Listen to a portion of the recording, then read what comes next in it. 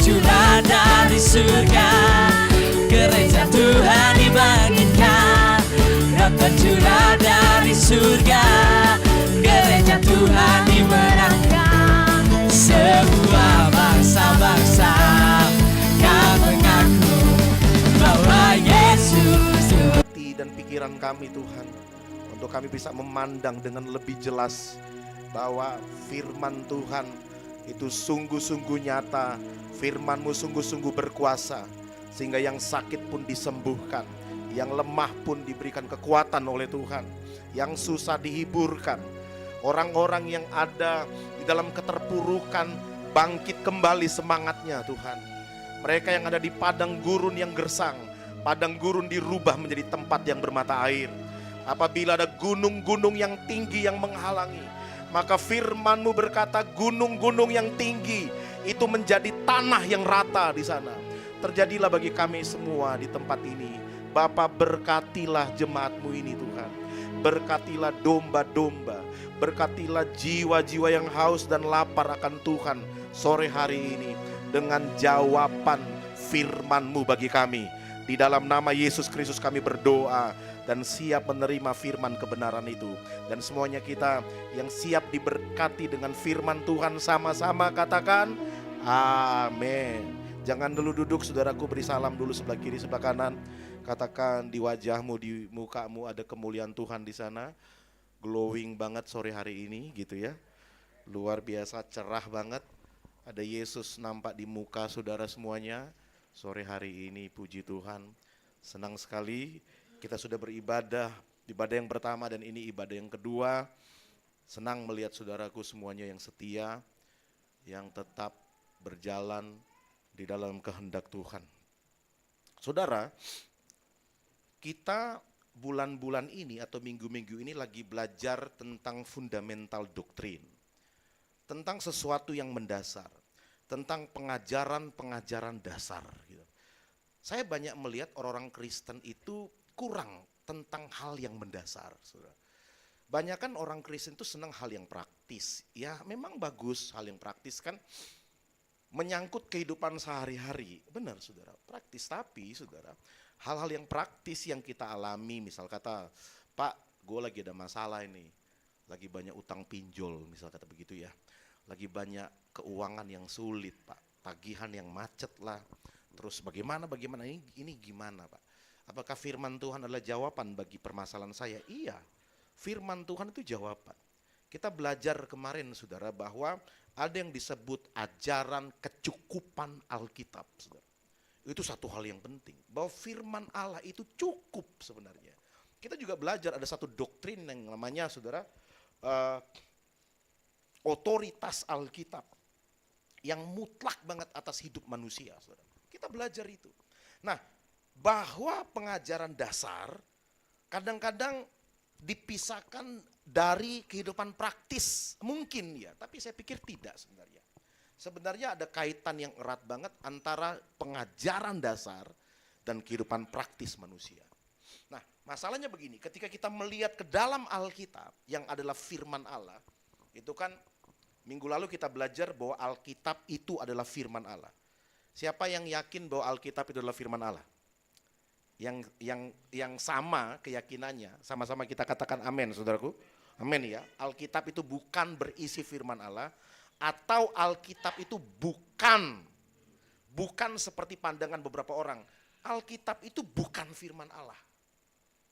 Tapi kita percaya Alkitab itu adalah firman Allah. Katakan amin. Nah, cuma pertanyaannya begini Pak Pendeta. Gue baca Alkitab nih, atau gue dengar khotbah. Kalau khotbah itu apa? Khotbah itu adalah teks Alkitab yang disampaikan, yang ditafsir secara hermeneutis. Ada kaidah-kaidah ilmunya di situ gitu loh. Ada homiletiknya di situ. Lalu ketika orang mendengar khotbah itu harus ayat-ayat Alkitab yang disampaikan. Bedanya khotbah dan motivasi di sekuler itu begitu. Kalau dalam dunia motivator itu juga bagus kan. Kata-kata yang disampaikan kan bagus, menarik saudara. Menarik lah kata-kata itu, quote-quote itu banyak banget di Instagram ya kan. Sehingga saudara yang suka lihat Instagram itu banyak banget quote gitu ya. Quote-nya misalnya sukses itu adalah bukannya tidak pernah gagal, tapi mereka yang tidak pernah menyerah. Itu quote bagus ya. Tapi itu quote itu hanya sekedar quote. Hanya sekedar mungkin ciptaan manusia dari hikmat manusia. Tapi firman Tuhan kata Alkitab, itu kebenaran yang memerdekakan. Katakan amin. Maka firman itu berkuasa. Tapi pertanyaan begini kan, seperti tadi saya bilang. Tapi Pak Pendeta, ketika gue baca Alkitab, itu kok gue gak ngerti gitu ya. Saya tidak mudeng, tidak paham. Dengar pendeta khotbah, ngomong apa gitu. Pernah saudara? Ini ngomong apa ini gitu. Nah, seringkali kan begitu tuh. Kita ini termasuk mungkin saya juga. Baca Alkitab gak mudeng. Baru 2 pasal, itu asam lambung itu udah naik ke mata saudara. Ngantuk gitu kan. Baru 2 pasal. Tapi aneh kalau nonton drakor saudara. Itu berepisode-episode. Coba tengok sebelahnya. Oh bukan lu yang diomongin pendeta itu, tenang aja. Santai aja ya. Tapi kalau baca novel, itu bisa berjilid-jilid. Tapi kalau baca Alkitab, kenapa orang begitu ya? Nah saudara, begini. Itu bukan karena ilmunya kurang. Itu bukan karena tool hermeneutisnya kurang. Bukan sebenarnya. Tapi ada sesuatu yang lebih dalam. Sesuatu yang lebih spiritual di situ sebenarnya. Apa itu saudara?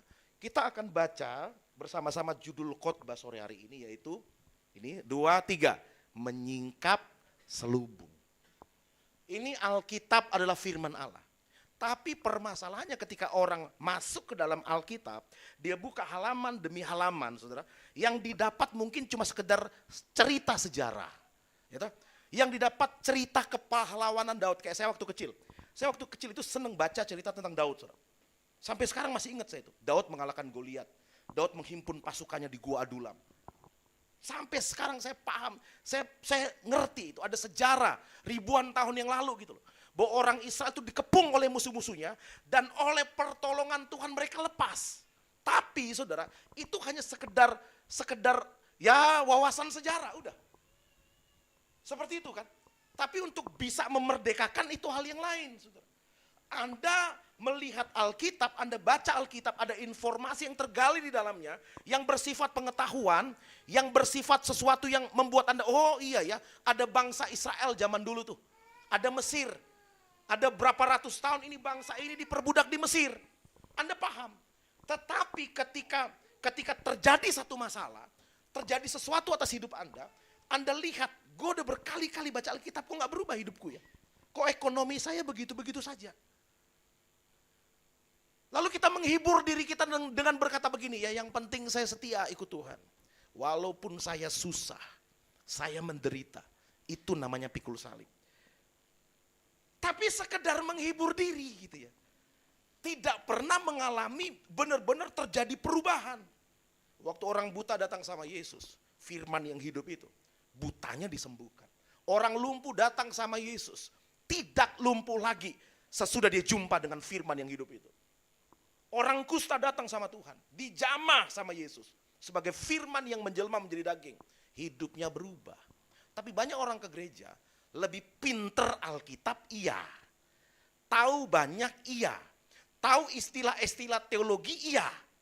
Tapi hidupnya gak berubah.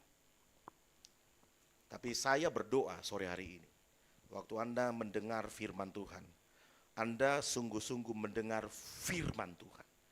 Bukan hanya sekedar tulisan-tulisan, tapi tulisan-tulisan yang diilhamkan oleh Allah. Terjadi satu perubahan atas hidup kita. Katakan amin ya. Coba senggol sebelahnya, katakan kamu berubah pasti deh. Kamu luar biasa ya. Kantongmu juga pasti berubah nanti. Oh, seneng banget kalau masalah kantong gitu. Kalau masalah kantong ya itu semua masalah di dunia ini masalah kantong gitu ya. Tapi ada orang berkata begini kan, ya yang walaupun saya susah saya tetap setia ikut Tuhan. Bagus. Sip, tapi saya mau bilang begini, banyak orang yang datang ikut Tuhan, datang kepada Tuhan. Tuhan gak pernah bilang mereka, ya udahlah, lu menderita seumur hidup gak apa-apa. Lu pikul salib gak apa-apa, udah gak apa-apa gitu loh. Kamu kusta kan, yang gak usah sembuh, gak usah. Sepanjang hidupmu kamu menanggung itu, yang penting kamu setia ikut aku. Apakah begitu?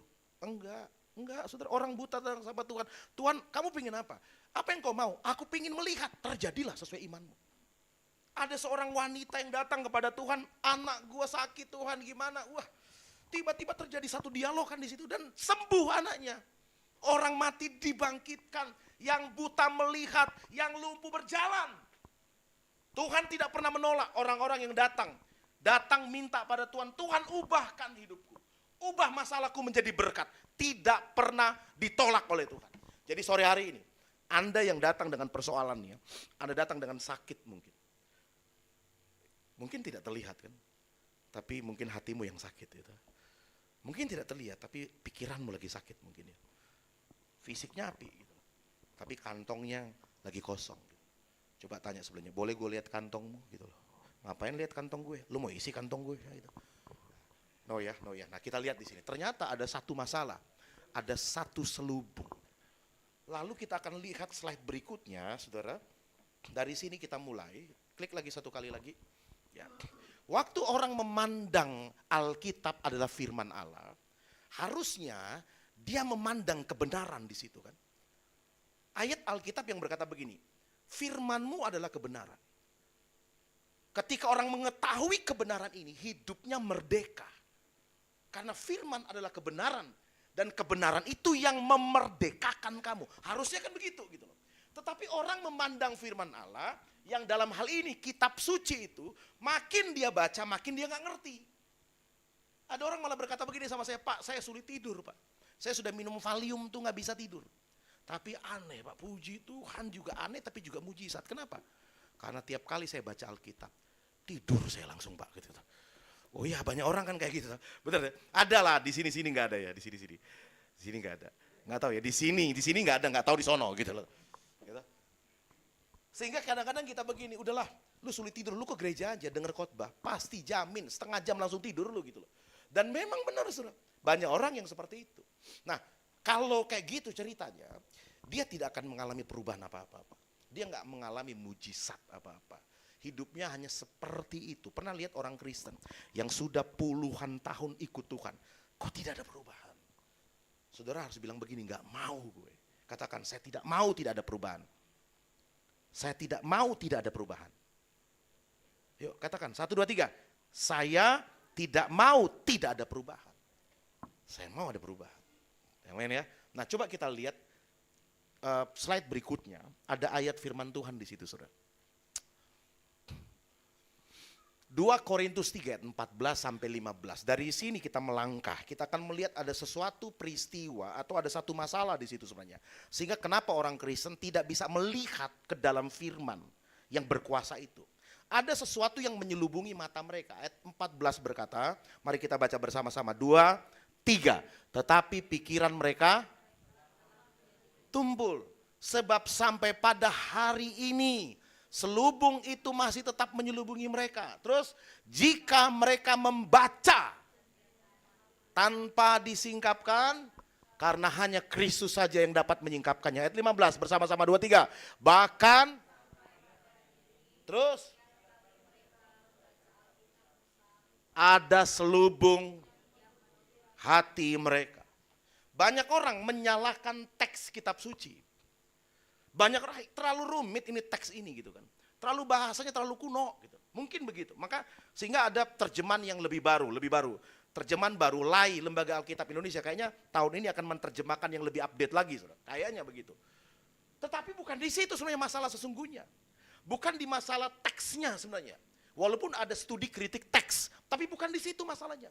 Masalah yang terbesar bagi manusia ketika memandang firman itu adalah selubung yang menyelubungi mereka. Bukan di Alkitabnya, bukan. Tapi di merekanya gitu loh. Waktu mereka memandang firman, kok gak bisa ya? Kok firman Tuhan ngomong dulu ada mujizat, kok gak terjadi bagi hidup saya gitu loh. Ada berapa banyak orang Kristen tidak terjadi perubahan apa-apa. Waktu mereka mendengar firman, mereka mundur gitu. Mereka bilang ngapain? Tobat gue ke gereja. Gak biasa aja kata gitu. Tidak terjadi apa-apa gitu loh. Bahkan justru sampai di gereja gue lihat orang-orangnya kayak begitu. Aduh males gue gitu. Pernah gak saudara dengar kayak gitu? Sehingga ketika Anda ngomong, ayo Ci ke gereja Ci. Ayo ikut Tuhan lah, ayo dengar firman. Firman Tuhan ada kelepasan dalam firman. Alah gitu loh. Bohong tok gitu. Pendeto, duit tok gitu. Kayak gitu. Pernah dengar kayak gitu ya? Pernah dengar kayak gitu ya? Ya memang mungkin ada oknum kayak gitu Pak. Mungkin ada oknum kayak gitu. Tapi pastikan di generasi emas tidak boleh ada kayak begitu Pak. ngomong sebelahnya, tidak boleh ada di gereja ini yang seperti itu gitu ya. Jadi ketika Anda datang, Anda bukan hanya sebagai domba yang disembeli dan bulu Anda diambil gitu loh. Enggak. Kita pastikan di generasi emas, domba-domba yang datang justru diberi makan sampai gemuk-gemuk dan segar. Amin. Baru disembeli habis itu. Kita bawa, kan Alkitab berkata, gembala yang baik membawa domba ke padang rumput yang hijau, air yang tenang. Harusnya kan begitu. Tapi kenapa banyak orang jadi Kristen gak tenang hidupnya? Gak tenang lah hidupnya gitu. Kok kenapa hidup gue kayak begini ya? Padahal tiap hari ke gereja. Lalu kita bilang begini, gerejanya bermasalah gitu loh. Khotbahnya gak enak, mungkin gitu kan. Baca Alkitab gak ngerti gue gitu loh. Tapi nonton TikTok bisa berjam-jam, kan lucu gitu. Bisa live TikTok juga gitu bisa gitu. Tengok sebelahnya lagi, katakan begini, bukan kamu yang pendeta itu maksud, tenang aja, santai. Ya, semangat abangku gitu ya, menyala gitu ya. Nah, coba Anda lihat bagaimana ini bisa terjadi dalam satu peristiwa itu. Coba slide berikutnya. Waktu orang melihat firman Allah itu, mendengar, melihat itu sama itu. Dalam satu tataran yang sama. Informasi yang masuk itu bisa lewat penglihatan, bisa lewat visual, bisa lewat auditorial. Dalam dunia pendidikan ada 3 kan, informasi masuk dengan 3 cara. Auditorial, apa yang Anda dengar, apa yang Anda lihat, yang terakhir yang ketiga kinestetik itu namanya itu. Jadi informasi itu masuk dengan 3 cara. Ada orang yang visual dia, ada orang yang auditorial. Jadi dia itu kalau melihat nggak, dia kalau dengar mudeng, ngerti dia. Ada orang kalau dengar tok nggak ngerti, dia harus lihat. Makanya dalam tiap presentasi kan ada itu biasanya PowerPoint atau alat peraga. Seperti itu dalam dunia pendidikan. Tapi sudah lihat ya, waktu dia memandang firman, tidak dapat informasi yang menghidupkan. Kenapa saudara? Karena ada tembok, ada selubung di situ. Masalahnya bukan di Alkitabnya, bukan. Masalahnya di hatinya. Ada selubung. Jadi gini ya, waktu Anda datang, Anda harus minta Tuhan, kalau saya dengar khotbah itu kan ayat Alkitab. Firman Tuhan yang dicek gitu, sampaikan kepada jemaat. Makanya pengkhotbah itu dia pertama dia harus sekolah gitu. Dia harus belajar kaidah-kaidah tafsir yang benar gitu. Harus begitu. Studi kritik teks dan bahasa asli dan sebagainya. Memang rumit Pak. Itu butuh 6 tahun, butuh bertahun-tahun gitu. E.M. Boone malah seorang nabi abad 20 itu pendeta tua udah meninggal, udah lama. Dia bilang begini, untuk seseorang bisa pidato, itu butuh 3 tahun belajar, bahkan 3 bulan, latih pidato. Tapi untuk seorang bisa berkhotbah, itu butuh 20 tahun. Dia bilang gitu. Itu dibakar di api Tuhan tuh. Belajar, benar-benar menundukkan diri, di bawah kuasa firman. Baru dia berkhotbah, itu kata E.M. Boone. Itu zaman dulu. Maka seperti itu. Nah, saudara lihat ya, masalahnya bukan di sana. Masalahnya bukan di Alkitab, saudara, bukan. Kekurangan informasi sehingga saya nggak bisa melihat kedalamannya, bukan. Tapi ada selubung. Nah, begini, sore hari ini kita belajar ya, bagaimana cara supaya selubung itu diangkat. Sehingga Anda bisa memandang keajaiban dalam firman Tuhan. Mazmur berkata begini, singkapkanlah mataku daripada melihat hal yang hampa, supaya aku memandang keajaiban firman-Mu atau Taurat Tuhan. Itu loh berarti. Ada banyak orang tidak bisa melihat keajaiban Taurat, keajaiban firman. Sehingga dia berkata itu buku biasa, buku kuno. Bahkan aliran liberal itu lebih ya itu cuma buku ini. Alkitab itu hanya sekedar buku moral, udah. Bukan buku mujizat. Kan kita belajar minggu lalu ya tentang gerakan liberal. Yang hanya percaya sebagian tok itu firman Tuhan dalam Alkitab. Sebagian lagi bukan, itu mitos. Yesus berjalan di atas air itu mitos. Waktu Musa membelah laut Teberau itu mitos. Tapi ajaran tentang kebaikan, iya oke, itu firman Tuhan. Mereka mengecilkan firman dalam Alkitab itu hanya sebagai ajaran moral. Ajaran pengetahuan. Mereka menolak hal yang ajaib, saudara. Itu liberal gitu. Kenapa? Karena mungkin mereka memandang kok nggak terjadi dalam hidup gue ya. Gue belajar Alkitab kok biasa aja gitu loh. Lebih mumet iya, gitu. Lebih bingung iya gitu loh. Nggak ada sesuatu apa-apa gitu loh. Tidak saudara, jangan mau ditipu kita dalam pikiran kita. Penyebabnya adalah selubung. Yes, jelas kata Alkitab. Maka kita lihat slide berikutnya. Ada satu cerita di situ. Lukas 24 ayat 13 sampai 35. Itu panjang abangku itu. Ini ayatnya ini. Ya, bisa lihat. Oh, masih ada selubung, saudara. Kalau saudara belum bisa lihat ini. Pak, itu bukan selubung, itu kekecilan gitu ya. Kecilannya gini. Saya sengaja kasih semua ayat ini panjangnya segitu. Maka saya coba cerita saja ya. Saya coba cerita kepada saudara. Begini. Dalam Lukas 24 ayat 13 sampai ayat yang ke-35 itu ada cerita. Cerita begini ceritanya. Yesus kan mati. Si guru agung itu mati. Ya toh?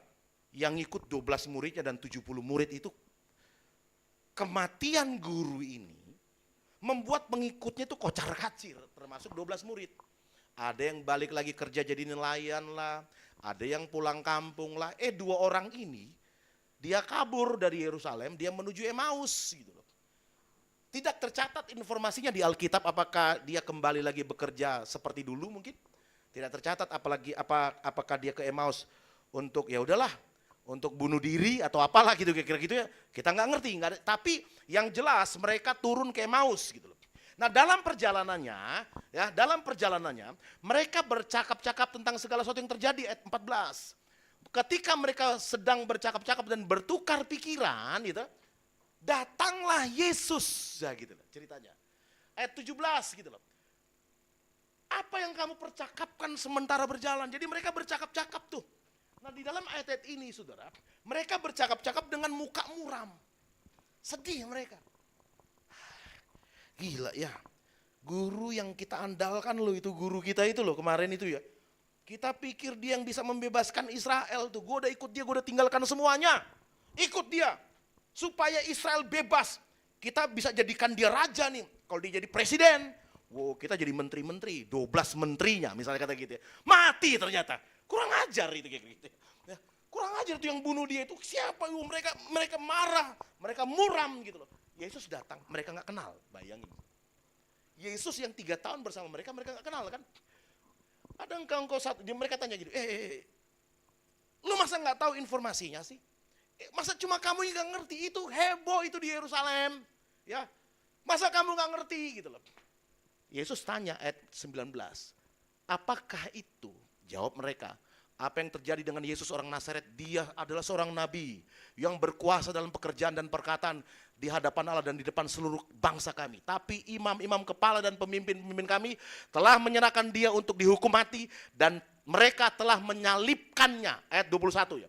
Padahal kami dulu mengharapkan bahwa dialah yang datang untuk membebaskan bangsa Israel. Jadi gini, 2 orang ini termasuk murid-murid yang lain.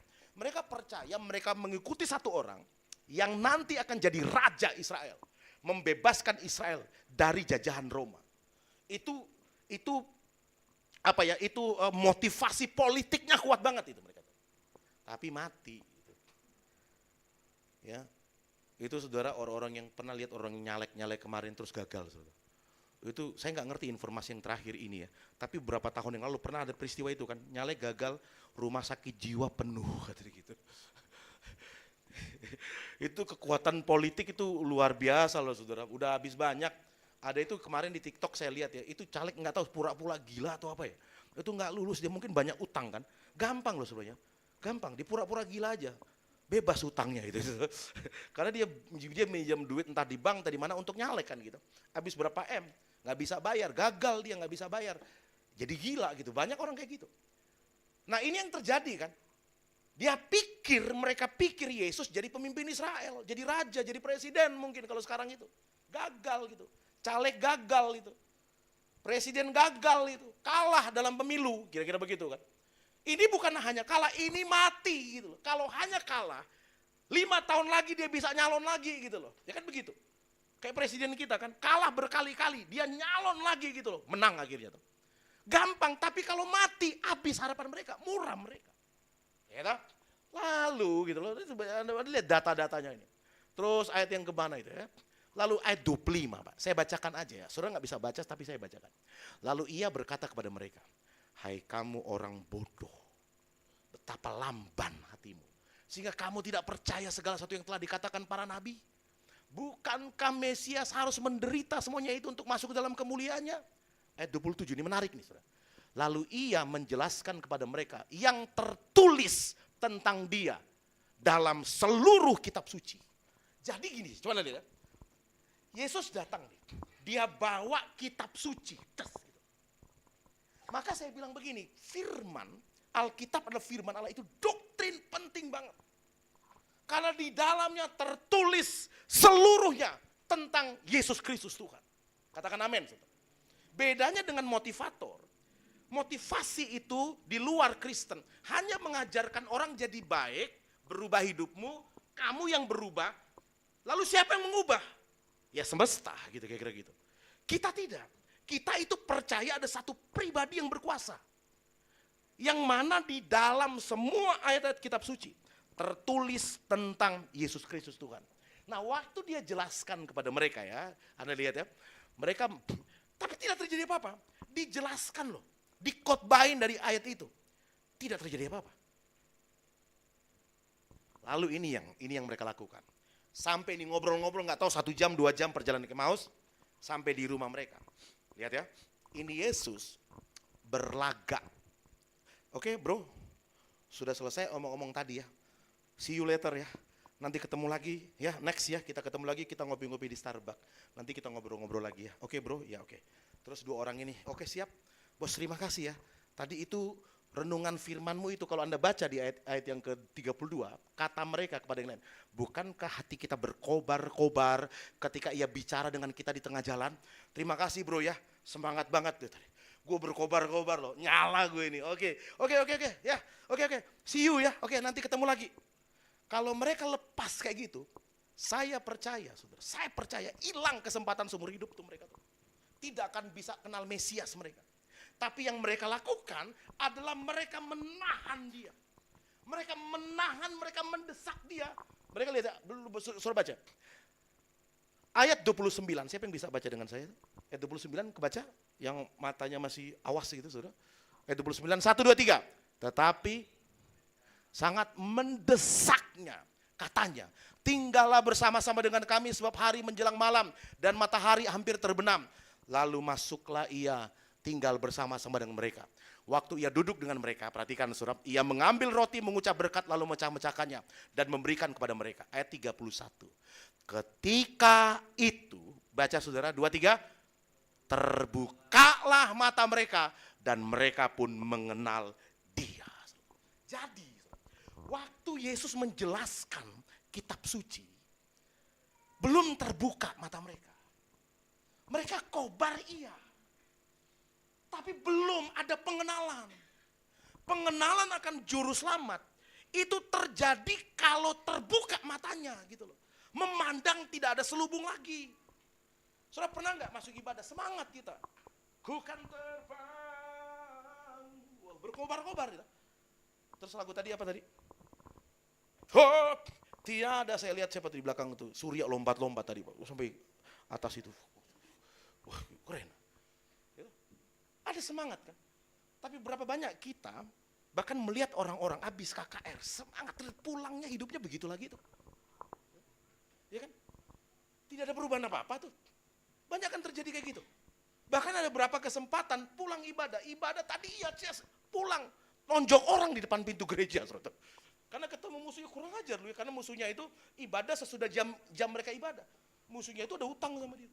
Ya itu jadi itu. Wah lu gila lu, gue cari-cari lu kemana, berantem mereka tonjok-tonjokan. Tadi ku kan terbang gitu loh. Berkobar-kobar tadi. Sampai di luar menyala abangku gitu. Nyala beneran gitu. Ya, nah begini, baca Alkitab itu satu hal. Dengar penjelasan Alkitab itu satu hal. Tapi terbuka matanya itu hal yang lain. Paham ya saudara? Paham ya? Saudara sampai di mana ini? Kalau Anda ingin terjadi satu perubahan, firman yang berkuasa ubah hidup Anda bukan hanya baca, Pak. Bukan hanya dengar penjelasan. Dengar penjelasan baca, saudara. Belum menghasilkan apa-apa. Udah bagus sih, udah bagus daripada nggak dengar kan. Tapi untuk berubah, belum, saudara. Belum. Itu perlu ada satu kekuatan surgawi. Perlu ada satu spiritual yang kuat yang meruntuhkan apa yang ada di pikiran manusia itu, saudara. Itu terjadinya gimana? Ada dua hal, saudara. Dua hal, catat baik-baik dua hal. Tapi sebelum kita masuk ke dalam dua hal ini, coba lihat slide yang berikutnya. Kita perbandingkan dengan Lukas 24 ayat 44. Sama, saudara. Hampir sama, esensinya hampir sama. Jadi ini ceritanya berbeda ya. Ceritanya bukan kayak Emmaus. Ini murid-murid lagi ngumpul nih. Tiba-tiba Yesus masuk ke tengah-tengah mereka. Itu kan ayat 44. Yesus yang ada di tengah-tengah mereka ngomong begini nih. Inilah perkataanku yang telah kukatakan kepadamu. Ketika aku masih bersama-sama dengan kamu, yakni bahwa harus digenapi semua yang ada apa, saudara? Tertulis. Itu kitab suci itu. Tentang aku dalam kitab Taurat Musa dan kitab Nabi-Nabi dan kitab Mazmur. Ayat 45. Lalu apa, saudara? Ia membuka pikiran mereka sehingga mereka mengerti kitab suci. Jadi mengerti kitab suci. Tidak cukup hanya tools akademis. Nggak cukup. Berarti kita nggak usah belajar akademisi. Oh salah. Anda belajar akademisi. Belajar teks kitab suci. Belajar untuk bisa menjelaskan. Tapi untuk orang mengerti itu perlu ada jamahan Roh Kudus atas hidup orang itu. Katakan amin. Ya, maka ayat 45 terjadi, ia membuka pikiran mereka. Jadi tadi udah dijelaskan tapi nggak mudeng. Pikirannya belum kebuka. Maka saya bilang begini, menjelaskan kitab suci, belajar studi kritik teks gitu. Belajar dalam sekolah teologi itu hal yang lain. Tapi untuk membuka pikiran orang, itu pekerjaan Roh Kudus atas hidup orang. Katakan amin. Maka berkhotbah itu nggak cukup hanya pintar. Nggak cukup hanya tahu teori, nggak cukup. Itu dia perlu mengundang Tuhan untuk campur tangan, Pak. Benar-benar campur tangan. Kalau nggak bisa, Pak. Saya pernah khotbah di Surabaya waktu itu ya. Berapa puluh tahun lalu khotbah di Ngagel itu. Itu persekutuan yang saya pikir kan teman saya, salah satu pembina persekutuan itu. Bro, bisa khotbah? Oke. Kapan? Sekian-sekian tanggalnya. Oke, saya datang ke Surabaya. Khotbah di situ. Yang datang banyak 100-an atau 200 ya. Banyak persekutuan. Sudah tahu apa yang terjadi? Saya khotbah nih, saya bicara. 10 menit, 15 menit. Itu kayak ada sesuatu, kita bisa rasa. Pengkhotbah itu bisa rasa. Ini masuk atau enggak gitu. Ini masuk atau enggak ya. Kita kayak ada sesuatu yang deng. Apa ini ya? Saya itu sampai ngomongnya itu salah-salah, saudara. Saya ingat, saya bilang Roh Kudus itu jadi roh kuda atau roh apa ya, saudara. Kok mulut gue kok angel banget ya. Kok sulit nih gue ngomong ini, apa ini? Ada sesuatu ini. Lalu saya bilang begini, udah 15 menit nih khotbah nih. Saya bilang sebentar, saudara. Sebentar, ini pendeta karismatis kan begitu ya. Pendeta karismatik kan begitu tuh. Tapi saya pendeta karismatik gitu. Sebentar. Yuk tundukkan kepala dulu, yuk kita berdoa. Yuk tundukkan kepala, kita berdoa. Saya berdoa, dalam nama Yesus kita hancurkan semua selubung. Nggak tahu tiba-tiba teringat ayat tadi. Allah buka semua supaya kami memahami. Amin firman Tuhan. Khotbah lagi. Semangat saya. Ya kayak sore hari ini. Saya lihat wajah-wajah saudara itu luar biasa. Dahsyat saudara itu. Selubungnya udah dibuka semua ya. Selubungnya udah dibuka, tanya sama saya, selubungmu udah dibuka belum kira gitu. Enak, kayak beda kan? Beda, enak. Tapi ketika habis doa, langsung habis itu saya altar call. Altar call tiba-tiba Tuhan bicara. Saya jarang ya, berkarunia roh itu jarang. Saudara tahu saya berapa tahun sudah dengar khotbah saya, jarang saya bilang begini. Saya merasakan ada begini kan hampir nggak pernah ya. Jarang lah, berapa kali mungkin dalam doa. Tapi kali itu tiba-tiba Roh Kudus gerakan saya. Di tempat ini, itu ada seseorang yang lagi diserang oleh kuasa kegelapan. Lagi disantet, saya bilang gitu. Saya lagi ngomong gitu, ibu di belakang tiba-tiba angkat tangan. Saya Pak. Bentar, saya bilang, bentar. Ada lagi orang, saya tiba-tiba berkarunia roh. Beneran. Saya panggil mereka maju, doakan dalam nama Yesus Kristus. Itu KKR terjadi. Habis ibadah, itu pengurusnya datang kepada saya. Dia bilang gini, Pak Samuel, ini persekutuan sudah jalan berapa tahun? 10 tahun, di atas 10 tahun. Tahu nggak Pak Samuel, beberapa kali di sini yang berkhotbah itu pendeta-pendeta kami undang yang suka khotbah di TV. Dia sebutkan beberapa nama. Oh, saya paham. Oke. Terus kenapa? Begini, selama 10 tahun ini baru 3 kali pendeta itu kayak Anda. Ini Anda yang ketiga. Yang seperti itu, Pak. Memang Pak, di sini tuh Pak, mulai gosip ya, ini banyak kaya-kaya Pak. Itu pengusaha-pengusaha kaya banyak. Tapi Pak, waduh, itu mereka suka lihat pendetanya Pak. Wah, kalau pendeta kayak gini-gini. Pantas saya lagi khotbah. Itu ada beberapa rombongan di belakang itu kan kelihatan kita. Mereka memperhatikan atau tidak kan kita tahu itu. Tahu kok kita kelihatan kok. Itu ngobrol sendiri. Ketawa-ketawa mereka.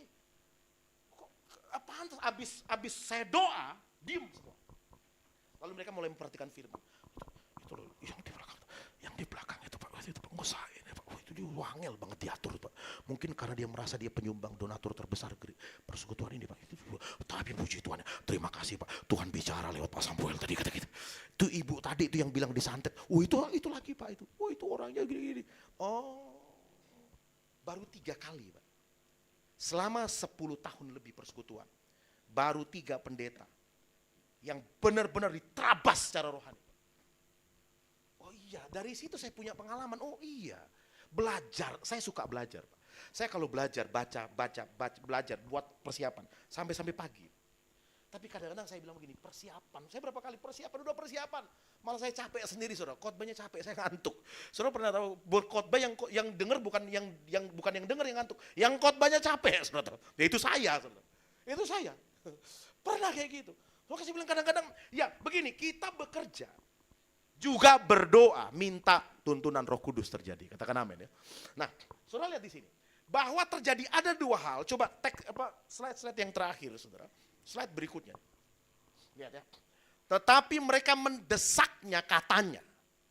Tuhan tunggu di sini. Hari menjelang malam Tuhan. Yang kedua, Yesus duduk makan. Dia ngomong, dia pimpin di situ. Ini 2 hal saudara. Coba bagian-bagian yang terakhir. Slide berikutnya. Untuk bisa memandang, klik lagi 1 kali. Untuk melihat Alkitab adalah firman Allah yang berkuasa dan mengubahkan kita. Slide yang terakhir. Ada 2 hal di situ. Klik lagi sekali. 1, kesungguhan hati. Saudara perhatikan ya, waktu mereka menarik dalam terjemahan Yunani, itu ada satu, dia mengambil dari terjemahan yang bisa diartikan itu memaksa, mendesak, memaksa dengan kekerasan. Dipakai itu, tapi konteksnya kan kalau kita belajar studi kritik teks itu, konteksnya kita lihat konteksnya bukan cuma arti tok gitu, bukan cuma etimologi katanya, bukan, tapi konteksnya. Nggak mungkin mereka memaksa dengan kekerasan, nggak mungkin. Tapi mereka memaksa dengan permohonan. Tinggal dong, ayo dong. Yesus, ya lihat ya, kadang-kadang begini ya, Tuhan, waktu Anda mengejar Tuhan, berdoa, minta mujizat terjadi. Itu kadang-kadang kan, saya di WA, waktu saya khotbah tadi pagi kan topiknya sama nih. Sesudah khotbah ada jemaat WA saya bilang, Pak saya punya masalah Pak, saya sudah sekian lama berdoa Pak, kok gak ada jawaban. Lalu saya bilang begini, coba dengar khotbah yang tadi pagi kan. Saudara tahu nggak? Waktu dia memohon, ada seorang wanita, kata Yesus kan, dia minta kasusnya dibebaskan oleh hakim. Apa yang dilakukan? Dia datang sekali kurang, 2 kali kurang, dia datang terus menerus. Sampai hakim itu membela perkaranya dia. Nah kadang-kadang orang Kristen ini effortnya kurang gitu. Baru sekali 2 kali berdoa, udahlah Tuhan gak jawab lah, udahlah beginilah. Walaupun saya susah, terus nangis-nangis, menderita dalam dunia, saya mau iring Yesus sampai dia susah ya, bagus sih. Tapi tahu nggak saudara? Saudara berhak untuk mengubah keadaan saudara. Katakan amin. Saudara itu dikasih kuasa menjadi anak Allah yang memiliki fasilitas kerajaan gitu loh. Itu kayak anak bungsu dan anak sulung kan. Anak sulung berkata, Tuhan, Bapak, kamu nggak pernah potong kambing buat gue. Gue udah setia. Itu kayak orang Kristen duduk di pojokan. Ditonjokin terus oleh dunia, ya udahlah gue gagal, gue miskin, gue nggak apa-apa lagi begini. Terus dia protes pada Tuhan. Tuhan, gue udah setia, hidup gue kok kayak begini gitu loh. Tapi bapak itu bilang, lu itu anak gue bukan pembantu. Kira-kira begitu kan? Kalau kamu mau potong, ambil aja sendiri. Kamu berhak untuk itu. Katakan amin, saudara. Anda berhak untuk terima mujizat. Anda berhak untuk berubah hidupnya. Anda berhak dijamah oleh Tuhan. Anda berhak masa depanmu lebih cerah lagi. Berhak Anda Pak, gitu loh. Berhak Anda untuk mengubah situasi itu. Tapi itu butuh kesungguhan. Nggak cuma sekali, 2 kali dengar Alkitab, dengar khotbah, lalu sudah pikir, oh selesai. Enggak. Mereka tarik-tarikan, saudara. Karena Yesus ayat sebelumnya berkata, dia berbuat seolah-olah hendak meninggalkan. Tapi sama 2 orang ini ditahan. Pernah nggak lu tarik-tarikan dengan Tuhan? Pernah nggak dalam doa, kamu effortmu kamu pakai itu. Kamu sujud, kamu nangis Tuhan. Itu kayak Yakub ya. Tahu Yakub ya? Yakub dia tahan itu malaikat Tuhan. Sampai pagi sebelum engkau memberkati aku, jangan pergi, kok ditahan gitu loh. Sampai kayak begitu. Orang Protestan, sorry ya. Protestan, saya belajar teologi Protestan. Teologi Protestan yang percaya predestinasi, kehendak Allah, itu gak suka kayak begini. Ya udah, itu kedaulatan Tuhan benar. Tapi ada bagian yang mana Anda itu tarik sama Tuhan itu. Makanya kan di Alkitab berkata, doa orang benar bila dengan yakin didoakan besar kuasanya. Kata yakin di situ dipakai kata fervent. Doa dengan semangat, ada effort di situ. Saya banyak lihat orang Kristen berdoa aja angkat tangan aja males ya minta ampun. Mari angkat tangan Tuhan. Walaupun saya susah menderita dalam dunia, saudara nggak bakalan berubah hidupmu. Ada effort. Angkat tangan, doa Tuhan. Saya pingin terjadi mujizat atas rumah saya. Kalau perlu puasa, saudara pernah berpuasa untuk itu? Saudara pernah bangun malam-malam berdoa untuk itu? Ya, saudara pernah nembak cewek yang laki? Pernah pacarnya mana sekarang? Yang sudah jadi istrinya? Mbak, dia waktu DN dulu jadian kalian dikejar-kejar nggak? Kalau DN, sampean dikejar-kejar nggak? Atau sampean ngejar-ngejar dia? Saudara tahu ya, waktu Anda ngejar ini pria-pria nih, ngejar perempuan itu gimana say? Kabarmu gimana gitu? Dia diem. Aku suka kamu, dia diem. Aku sayang sama kamu, dia diem. Anda desak terus, aku cinta sama kamu, dia diem udah nikah sama orang lain. Tapi kan ada kejar sebelum janur kuning melengkung. Itu effort tuh namanya tuh. Itu effort. Tuhan juga ingin lihat satu effort kita nih, mana effortnya dong gitu loh. Makanya cuma datang ke gereja pulang, datang ke gereja pulang, datang ke gereja pulang. Yang gak bakal terjadi perubahan. Itu Yesus kan seolah-olah dia cuek seolah-olah gitu loh. Berapa banyak kita melepas kesempatan diberkati. Karena baru sekali aja udah nyerah kita. Baru 2 kali udah nyerah kita. Baru baca Alkitab suci angel, rumit, udah nyerah kita. Padahal di dalamnya berisi rahasia kebenaran firman, katakan amin.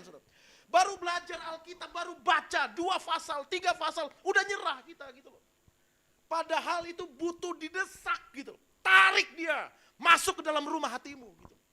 Waktu dia masuk ini yang kedua nih terjadi nih. Dia jadi Tuhan di situ. Kenapa dia jadi Tuhan? Coba Anda bayangkan. Anda ajak tamu ke rumah Anda. Saya lah ajak. Pak Samuel mampir. Dan saya pastikan saudara itu bukan cuma ngomong doang. Mampir, kan banyak orang, mampir Pak, mampir gitu. Ketika kita mampir dia bersungut-sungut, kurang ngajar mampir juga dia. Ada teh nggak? Masih ada kopinya nggak ada? Wah keluar duit lagi nih kita nih datang orang ini gitu. Mampir mas gitu. Ini enggak, waktu dia panggil benar-benar panggil mampir. Waktu saya datang ke rumah yang dipanggil itu, tiba-tiba saya datang langsung masuk ke ruangan saudara. Langsung main buka kulkas Anda, ada roti enggak? Saya ngomong ada roti, kulkasnya udah gue buka gitu. Mana? Nggak ada. Wah, ada nggak sih? Udah ambil saya itu. Lalu saya sini duduk sini semua. Lalu roti itu tiba-tiba saya potong-potong, saya kasih kepada Anda, makan. Anda makan mungkin dengan pendeta edan ini ya. Ini pendeta gila ini ya. Kok kita yang ngundang kan dia ke sini? Ini rumah siapa ini gitu? Ini rumah pendeta, itu rumah kita. Bingung suami istri itu. Karena mengundang pendeta, mengundang tamu yang datang, tamunya berperilaku seolah-olah dia tuan gitu. Ini kan yang terjadi. Waktu Yesus datang, di rumah orang itu, Yesus yang memecahkan roti.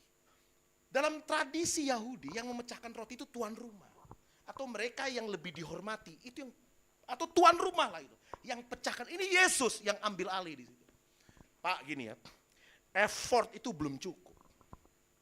harus ada yang kedua.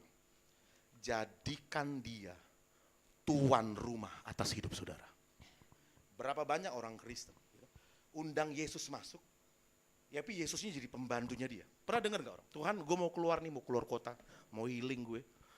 Rumah gue dijaga ya Tuhan ya. Itu loh, itu ada asu 2 di situ lah, asu kuning, asu itu ya. Terus dapur, ya, ada piring kotor Tuhan dicucikan sekalian aja ya Tuhan ya. Cuci sekalian. Tuhan jadi kayak pembantu kan. Kita undang Tuhan untuk jadikan dia pembantu, kan lucu. Pernah gak saudara undang Tuhan dalam hidup Anda dan bilang begini, engkau Tuhan. Karena engkau Tuhan, engkau pemilik. Engkau pengatur, bukan aku pemilik, bukan aku pengatur. Kan begitu harusnya. Waktu Anda undang Tuhan masuk dengan effort, dia masuk ke rumah Anda harus bilang begini, Tuhan, engkau yang empunya. Orang Kristen mungkin menang di yang pertama, tapi bisa gagal di yang kedua. Mungkin dia effort, tapi ketika Tuhan masuk mau ambil alih, jangan Tuhan. Jangan. Itu kayak satu anak muda. Saya tutup di sini ya. Satu anak muda, dia punya masalah. Ini cerita ilustrasi doang. Saya berapa kali cerita ini, tapi mungkin saya perlu ceritakan lagi kepada saudara supaya untuk memperkuat nih berita yang kita dengar. Ini anak muda, tiap malam dia ada masalah. Dia anak muda yang kaya, tapi tiap malam dia digedor pintunya oleh musuh yang dia nggak bisa tolak. Yaitu iblis. Ini hanya ilustrasi ya, ini bukan cerita beneran, tapi saudara nangkep message-nya aja lah, poinnya di situ. Tiap malam iblis datang ke rumahnya yang dia nggak bisa tolak, berantem, dicakar-cakar, kalah dia, iblis keluar dengan kemenangan. Sampai satu ketika, itu ada ketukan lembut di depan pintu rumahnya. Siapa ini? Beda dengan ketukan-ketukan yang kemarin, ini siapa ini? Waktu dia buka, kaget dilihat ada orang gondrong, berewokan, tapi wajahnya lembut. Siapa ya? Tebak ayo, tebak aku ayo, ada hadiah loh gitu lah. Oh Yesus Tuhannya orang Kristen. Ya. Wah terima kasih, silakan masuk ke rumahku. Aku sudah mengharapkan engkau bertahun-tahun, aku dengar dari kata-kata orang, wow segala macam, masuk. Makan minumlah di situ. Lalu dibilang gini, Tuhan, aku punya kamar nih, 5 kamar di atas, bagus yang terbaik ada 1. Engkau tinggal di situ. Oke, sudah. Selamat malam, nanti kita ketemu besok pagi. Malamnya dengar gedoran pintu yang kuat. Kok masih ada yang gedor pintu ya? Waktu dia buka, mau dia tutup lagi udah gak sempat. Itu tangan hitam berbulu udah masuk. Gitu. Berantem lagi dia. Di Yohanes 10 ayat 10. Berkata apa saudara? Pencuri datang untuk mencuri, membunuh, membinasakan. Menang iblis itu, dia ambil TV kebahagiaan. Masih ada radio kesuksesan diambil. Nanti malam besok gue balik lagi, gue habisin. Ini orang ini terkapar, terengah-engah di lantai. Lalu dia lihat, kan ada Yesus. Kan ada Yesus di rumah ini, kok dia diam aja? Kenapa aku berperang sendirian? Yesus, kata gitu. Dia panggil Yesus keluar, ada apa anakku? Lu tahu gue berantem semalaman? Gue berantem dengan sakit hati, gue berantem dengan cemburu, gue berantem dengan kedagingan, gue berantem. Kalah gue. Mana pertolongan darimu? Oh iya, lalu Yesus bilang begini, ini rumah milik siapa? Ya milik aku. Aku siapa ya? Kamu tamu di sini. Oke. Karena aku tamu, kamu tuan rumah. Aku nggak berhak masuk campur urusan tuan rumah. Dia ngerti satu hal. Yes. Ampuni saya Tuhan mulai hari ini. Engkau tuan atas rumah ini. Engkau bukan hanya pemilik 1 kamar itu. Engkau miliki semua kamar-kamar yang ada di ruangan ini. Aku hanya tamu di rumah ini.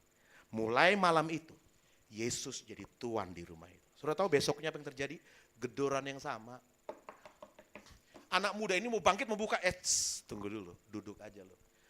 Gue yang ngatur. Waktu Yesus buka pintunya, gitu. Besok, iblisnya kaget, loh. Kok lu bos? Kata itu. Kok lu? Sorry bos, gue ganggu bos. Oke, gue cabut dulu, gue ganggu aja rumah yang lain. Gue gak ngerti, sorry ya bos ya, kata dia gitu. Pergi iblis itu. Paham gak cerita sini? Paham ya? Saudara undang dia masuk. Tapi belum tentu dia jadi tuan atas rumah hidup Anda.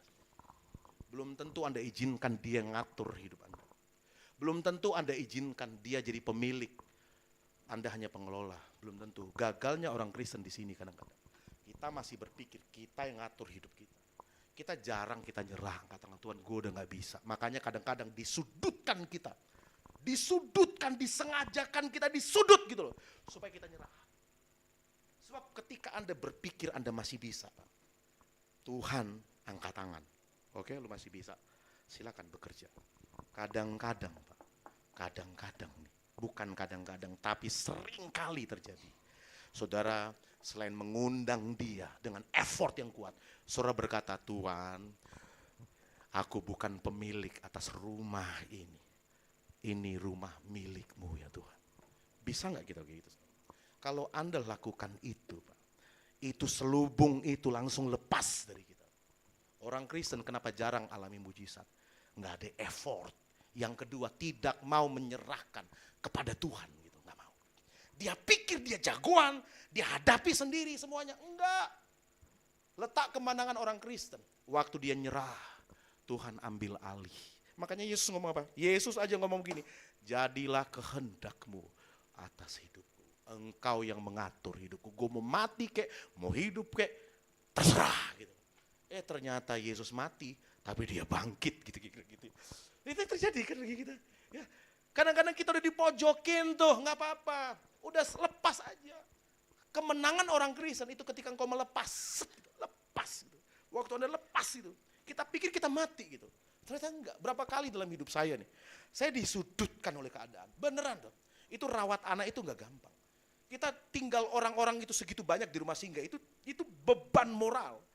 Itu kepada kami loh di situ. Anak-anak ini terjadi sesuatu biaya gitu. Ini jiwa loh, 35 orang. Belum yang anak-anak, belum yang lansia gitu. Itu beban moral kuat itu. Kadang-kadang saya gak kuat. Saya sujud bilang, Tuhan gue gak kuat, Tuhan gue gak kuat. Ambil alih lah. Ketika dia ambil alih, mujizat terjadi. Saudara pengen mujizat terjadi atas hidup Anda? Ya. Saudara pengen terjadi perubahan? Amin saudara. Dompet-dompet yang kosong terisi penuh. Penuh surat hutang mungkin itu. Tapi enggak. Penuh dengan berkat dari Tuhan. Katakan amin. Mari kita bangkit berdiri bersama-sama. Haleluya.